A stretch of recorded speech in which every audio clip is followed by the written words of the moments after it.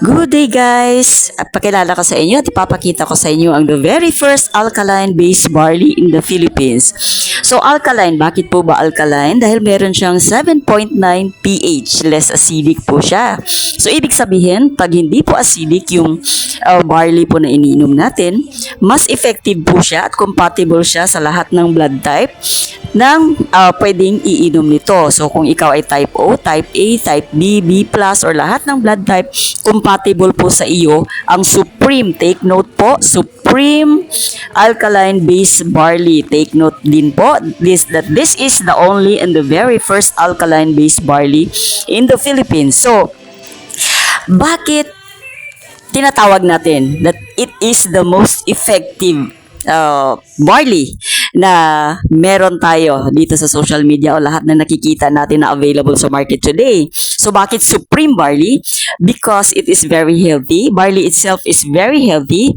Yung Supreme Barley is less acidic. Meron po itong 17 minerals, 16 vitamins, 17 enzymes, 18 amino acids, at meron po itong 68 micronutrients.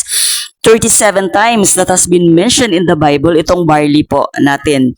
So, ang maganda po dito sa Supreme Alkaline-Based Barley because it has no aftertaste. Ibig sabihin, magustuhan po ito ng lahat ng iinom nito, lalong-lalo na po sa mga bata.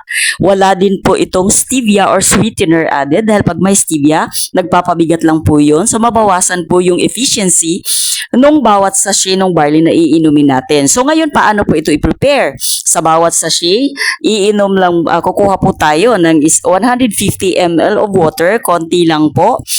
At kailangan po, it should be room temperature na water or pwede na po cold. Wag na wag po dun sa mainit kasi mag-evaporate po yung enzyme. So, kailan natin ito inumin? It should be 30 minutes before meal or 2 hours after meal to make it more effective.